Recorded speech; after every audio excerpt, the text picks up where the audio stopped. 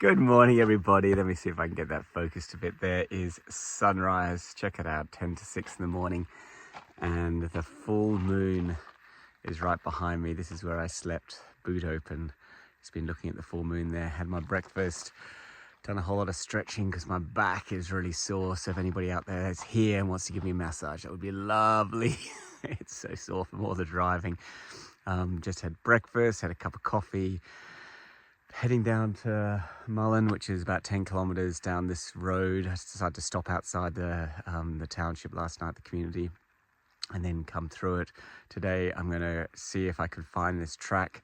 I really hope I can, because I don't feel like being sent all the way back around again. Come a long way to do this. See if I can get around Lake Gregory. Anyway, a beautiful morning, full moon on one side and sunrise on the other. What more can you ask for? And just look at this. Listen to it.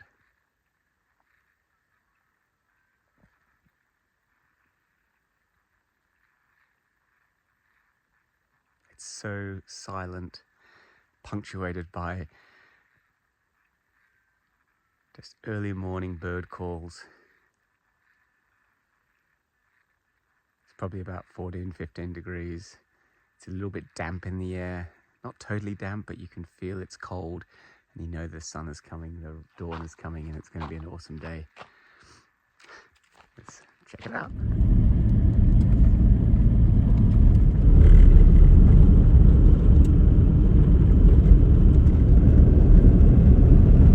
So I've just filled up with more water and had a wash, etc., at Hanover.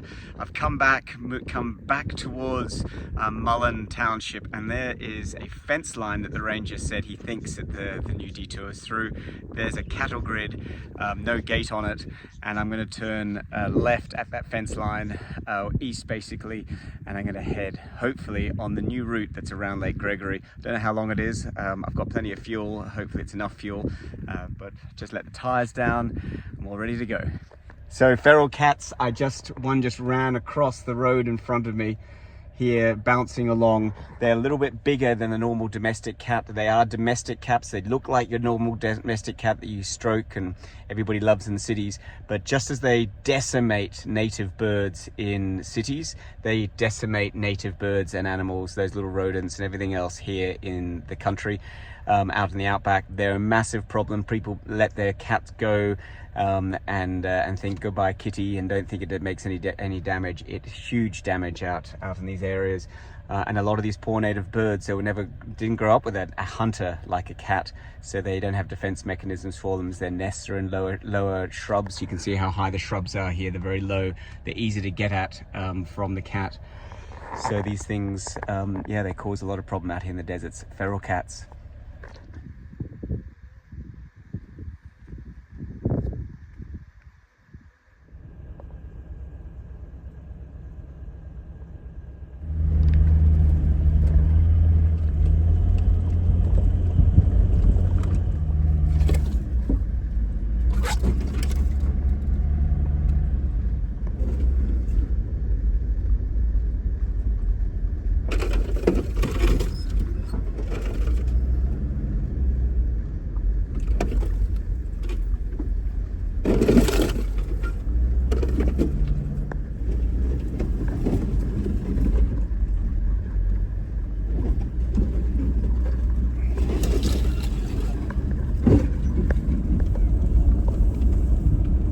I've been driving down this shot line, which is a seismic shot line, for the last 40 minutes or so, as you've probably seen, scratching the car, etc.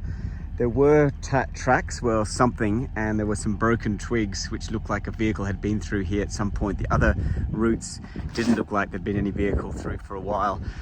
I've gone like ages down this track now. It's completely the wrong, well, not completely, it's like it's south and southwest, so it's kind of right, but it's taking me the wrong. It's now turned more south, and I saw this and I thought this was turn around, but actually the track, I need to head that away and the track heads that away.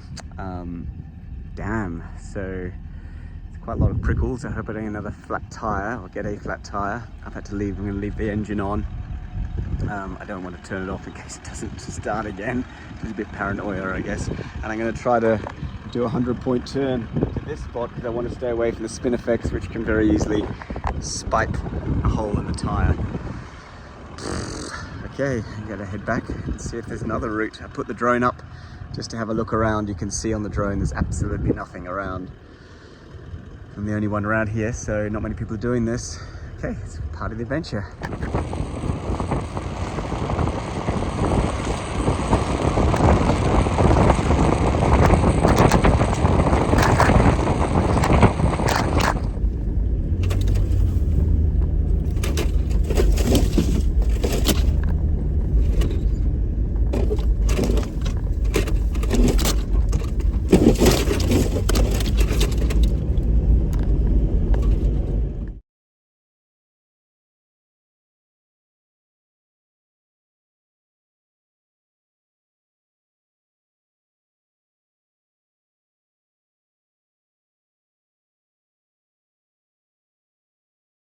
I should tell you a little bit about why all these detours, and I'm going over that.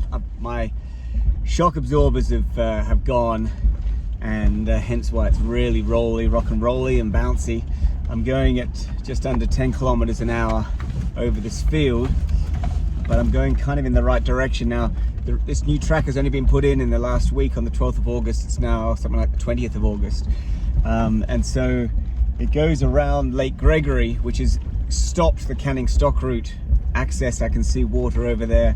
It stopped the access to the Canning Stock route because this whole area has been flooded, and it only is just now receding, and they've only just put this route in, so it's still quite wet, the soil. You can see here, in front of me, there's multiple routes, and you have to choose which one, because I can see water down there to the right, and I may have to go back and further out in order to miss all this water. But that's why I'm going around, because Lake Gregory has filled up after the huge amount of rain that they had earlier in this year, and it's been impossible to get through to Canning until just a couple of weeks ago, or a week ago.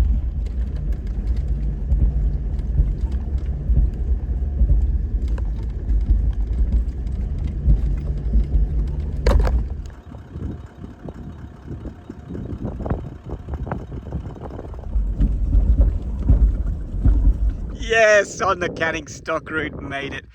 There's a detour. The road is closed on ahead because of Lake Gregory, as I said before, and I've just come to the track down through here. How beautiful! I haven't passed anybody. I put the flag up because I was going over some sand dunes, and the last thing I wanted to do is have a head-on with somebody in the middle of nowhere. But look at this, it is amazing. It's pretty hot, it's probably 35 degrees, it says on my thermometer in my car. But it's still a few little flies buzzing around. That would be from the cattle poo, I guess. But Canning Stock route, here we come. Done 140 odd kilometers. I should have probably done about 40, so a little bit of a detour, but I think I've got enough fuel for that.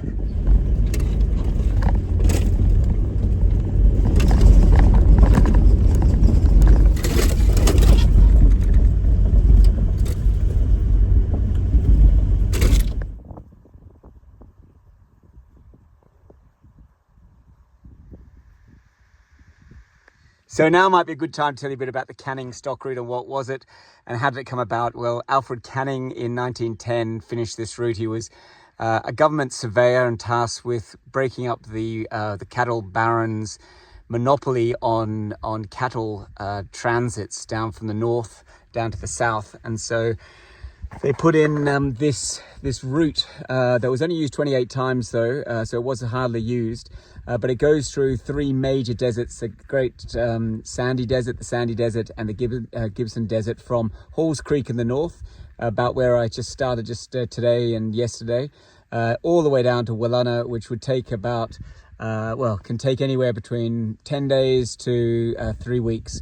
It's seen as a pretty hard four-wheel drive route because there's 1,500 to 2,000, I've heard, sand dunes you've got to cross. Anybody that's flown across Australia and looked out the window will know exactly what I'm talking about when we're crossing that. It's very remote. The great thing I'm really excited about this is because it's a route that goes from north to south nearly 2,000 kilometers. I think it's 1,850 if you go straight and 2,000 if you do the extras, 2,500. But by going north to south, we are going to go through so many different tropical zones or different vegetation zones.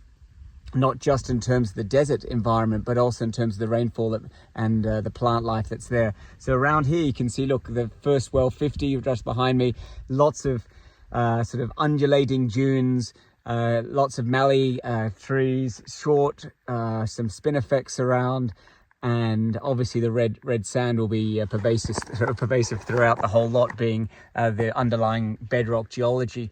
Very, very old. These rocks are, if you think the Earth is only 400 billion years old, these rocks, some of the rocks here are 4 billion years old. So these rocks are 3 and a bit billion years, 2 and a bit billion further south. That is insanely old. There's only a few places in the world which are as old as this. So all the sort of softer stuff has been worked away, washed away. And here you've got the heavier stuff, like the heavy minerals, the gold, the stuff they mine, but also the iron, which is why it's red. And where there's more silica, as in sand, when you go to beaches, you'll see it get whiter. And that's the quartz, really, that comes in, quartz and feldspars. Anyway, so that's my geology and me coming out. I just thought I'd do a bit intro into the Canning Stock route, a 2,000 kilometer north-south travel, well number 50. They say there were 48 put in. I know there were 52. They might have put a few more. I tried to dig a latrine this morning. This ground is so hard. It is literally rock hard. But you'll see as I drive down, it's my first time down this route, so we'll see what it's like, and I'm very excited. Fun fact, I heard that Canning also was the surveyor who put the rabbit-proof fence in too, so the Canning Stock route.